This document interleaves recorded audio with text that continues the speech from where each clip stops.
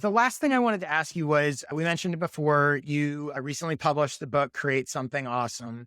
And I'm curious, based on the feedback you've gotten from people, what are the two or three bits of advice in the book or things you've talked about in the book that have most resonated with people? Oh, that's a good one. What a lot of people liked is the fact they said that they hadn't read a creator-based book that actually talked about the mental health realities of being a creator and the impact that has on lifestyle, the importance of some separation. Like a lot of people like to talk about work-life balance, but I'm like, we've lived through the pandemic. We understand that actually what's valuable is separation. That when you have to, when sometimes when there aren't boundaries in aspects of your life and partitions and things bleed over, it gets very messy and very awkward, very uncomfortable, and it can get very bad. And what people are learning is they're learning to value boundaries a lot more. And I talk about that in the book. So they really appreciated that there was some realistic advice that acknowledged that there are impacts and consequences to your mental health for being a creator and putting yourself in a position to be judged publicly, getting feedback, some of it are not always negative, the emphasis on focusing on that. And that gave realistic advice on how to address a lot of those things. So they appreciated that aspect of it because they were like, oh, every other book I read is purely technical or purely marketing or is heavy on motivation, but not realism, doesn't acknowledge what I'm going through right now. So a lot of people basically were able to read the book and say, I feel a little bit more seen. And I feel like you actually do understand what it means for somebody who is doing this. And they like that set some reasonable expectations. So that was a big part of the feedback. The other feedback was how realistic it was about the logistics and economics of the time and money and the variables. And the fact that I say it's okay, reasonably, someone working 40 hours a week has 15 to 25 hours tops of time freedom if they're living some kind of balanced lifestyle or some kind of Yeah. healthy lifestyle. That's about as much as they got. So there's limits to what they can do, and that they're judging themselves against people who have unlimited time or unlimited resources. And that frames a distortion in their mind about their performance. So what they loved was the fact that, wow, I didn't know that 90% of creators never get to 10,000. So I'm not doing as bad as I thought I was. Or, Yeah. oh yeah, you're right. If I had 30,000 subscribers, my audience would fill up Madison Square Garden. I didn't think of that. Why am I internalizing my smallness when my Mm. audience can fill a stadium? Like, I didn't think about that, Roberto. Oh, I only have 5,000. Oh, that is the San Diego Convention Center. Oh, I didn't think of that. Like yeah, I wouldn't feel bad if the San Diego Convention Center showed up for me. What am I doing? So it gave people realistic perspective on where they are, but also a realistic perspective on what a reasonable and attainable goal for a working class creator could look like until they're able to become a full-time creator. So that was one. The third one was acknowledging the validity of content as a service and content creation as a career and the legitimacy of it as an industry and as a profession. I'm 38. 20 years ago, being a web designer was clowned on as a joke and wasn't considered a real career or a real job, and you couldn't get a Mhm. degree for it. And I'm serious. I went to community college. Even if you went to a regular 4-year school 20 years ago, Yeah. web designer was a joke because people 20 years ago still did not believe in the internet. I told my professor, I was like, in 10 years, every company in America will want and need a website and they won't be legitimate without it. And they clowned me Yeah. publicly and called me arrogant.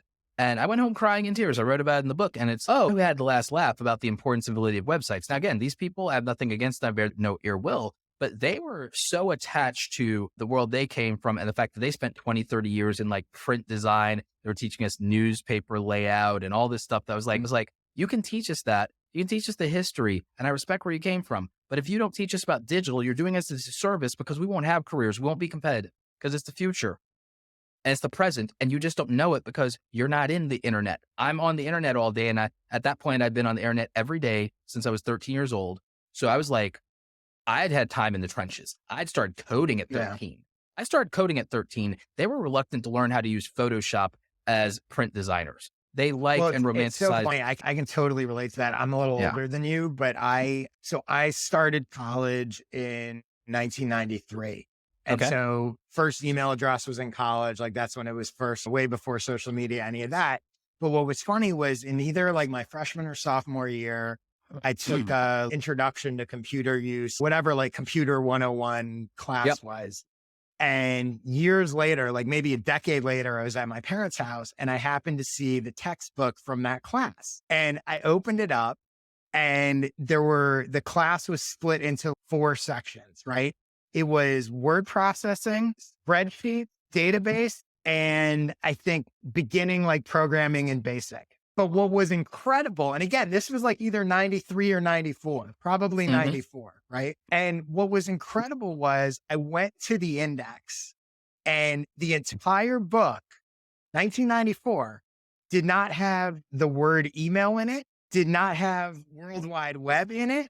And I was like, look, this is 94. By the time I graduate college, a couple years later, like in 97, internet's already Windows 95, everywhere. AOL, you've got mail. Right. Like Right. the Like, world you know, I'm it's living in, right. 1997, It's early that's days, but my internet's everywhere. And so it was, 1997, that's my time. That's you got mail. I'm like AOL yeah, 5.0. I'm like, yeah, that's me.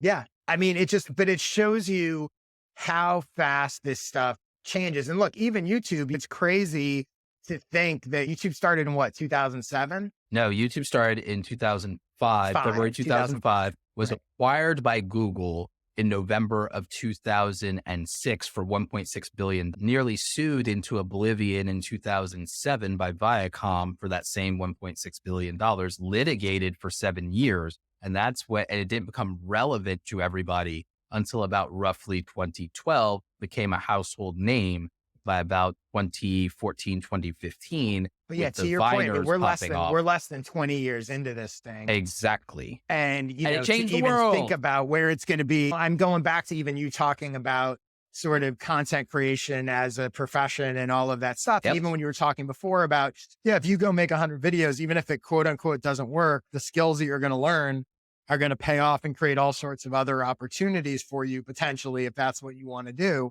And I Exactly. think it's that same thing, recognizing and understanding that it's not just about, oh, I'm going to quote unquote be a YouTuber. That I'm a perfect example. Yeah. I'm not doing this to be a YouTuber, but I'm doing this because it's a channel that it's another way for me to distribute this podcast. It opens up all sorts of other things. And it's now another thing that I am learning about and figuring out. And lucky enough to have people like you on to have these conversations and blow my mind and go, holy shit. I'm guessing a lot of people that are listening to this probably have the reaction I have, which is part of me is, oh my God, this is amazing. And I'm excited. And this is really smart. And I now have like new perspective on this. And then the other part of me is, holy shit, 25 hours a week isn't even enough. This seems like this is a whole thing. But we looked at the logistics of it and we're like, okay, Yeah. I see why that's legitimate now. Because Yeah. the clarity that I did a whole article, by the way, about this on LinkedIn with those numbers and the time freedom, what does it take to be a full-time YouTuber? If people want to look, it's in my LinkedIn. So if you give us a link, we'll put it in the show notes. Exactly. And there's more about it obviously in Cool. the book, but I wanted that breakdown for people because Yeah. I think that if you want to take it seriously as a career, even part-time or as a side hustle, you can't not audit it. And I think people fail because there's nothing intentional about what they're doing and they're Yeah. not prioritizing the time. They want the same results as people who live and breathe this and treat it like a job and put in their hours and have put in thousands of hours, even just to their education. They want those results. And I think that the real disservice partly is because it's so youth dominated. And it sounds so bad, like I'm dumping on the 20 somethings. But the fact is that what happens is all these 20 something year old YouTubers go on to Jimmy Kimmel or go on to these interviews and they talk about how fun their job is. They play the humble, silly, goofy person and everything. And they tell everyone how lucky they are and all this nonsense. And then they go to a conference with me where people pay $2,000 a ticket. And then all we do is sit in a back room poring over spreadsheets. And then I realize that they have 175 IQ and that they're like big brain genius and that they've been playing stupid and goofy and silly on television. And what they are is they're a freaking mastermind and that they really could sit down and hold their own in a room with Mark Cuban if they had to. And again, I'm not saying they're being disingenuous. I'm saying they're playing the role that people want them to play, like everyone else. Like everyone else, when you're at Thanksgiving, you're your mother's son or you're your father's daughter. And then when you get back into the boardroom, you're a shark. And that's how it is. And I'm fine with that. People don't realize that. And they also think, oh, I've got my phone and it's so easy to shoot a quick video now and I'll just throw it up on YouTube and get famous. I say this with everything, that in all social and all audience building and business for that matter, people don't realize how much strategy goes into what's behind the people and things that are successful, right? They're way more strategic than most people think. Even if the content may not appear to be strategic, there's the ones that are working, there's a lot of strategy behind. A 20-something-year-old kid, I think he's like 22, that I was talking to, that has 10 million or is about to hit 10 million subscribers right now, that's been doing this for 4 years, told me that he measured the words per second and per minute that the biggest YouTubers were saying in their intros and got it down to that much of a science, and that he changed his content strategy. Like they said, I started measuring the amount of edits and cuts in every video that I could find that had over, like if a video had over 2 million views in 24 hours, I would measure how many edits and cuts in the video and how many edits and cuts in the first 15 seconds, 30 seconds, 90 seconds of the video. And then I changed my entire editing workflow around. I'm like, you changed your entire editing workflow measure. I'm like, how many videos did you measure that had 2 million views in the first 24 hours? And he was like, I think I plugged about 200 of them into a spreadsheet. I'm like, but then these are the same people that everyone thinks got lucky. And these are the same people who will tell everyone to be your humble. point before, that's what you're up against. You're competing for attention against that. Right. Against that.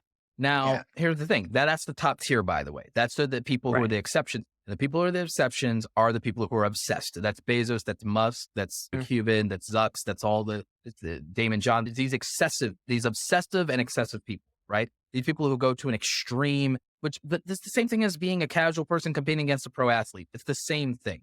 If you just realize that there are pro athletes and all they do is they show up in the gym every day. And if you realize that, oh, I think I'm special. And then I walked into the gym and Kobe was there and I realized that I'm not now. If you have the humility to appreciate. Great analogy. Yeah. If you have the humility to appreciate some of that, then you can start to get realistic about what you want, why you want, and what is attainable and reasonable and what is healthy for you. What is healthy for you is really important. Like I tell people, I was going to say a not so minor detail. Make it right size in your life. And for some people, one video a week is not right size in their life today. Okay, great. You're not going to achieve your goals until 3 or 5 years from now because you have to do it differently. And that's okay. Or here's a life change you'd have to make that gets you there sooner. Are you willing to entertain that life change? And yes, no, the result is not guaranteed, but it's much more likely. And that's the other thing. People want guarantees instead of increasing their odds. They refuse to do something if you cannot promise them. And if there's not a punitive punishment for you, if they don't get what they want by doing the thing that you say, instead of just acknowledging that your odds increase incrementally or proportionately if you do something that you're not already doing. And it is something that has a reason and validity around it where you can honestly say, that makes sense, or, oh, that tracks, or I could see why that would be that. Like, okay, then let's go. Yeah. Have you ever read the book Thinking in Bets by Annie Duke? No, but that sounds amazing. And you'll love it. It's right in line with what you're talking about. I highly recommend it. Roberto, this was amazing. Thank you.